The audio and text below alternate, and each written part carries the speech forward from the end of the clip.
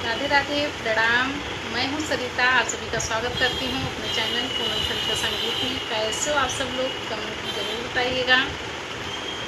आप सभी के बीच में मैं आज बहुत छोटा सा प्यारा सा हंसी मजाक का चुटकुला नाच गीत लेकर आई हूँ। वीडियो को फुल वॉच कीजिएगा, कैसा लगा कमेंट में ज़रूर बताइएगा। धन्यवाद। नाही मिलल ससुररिया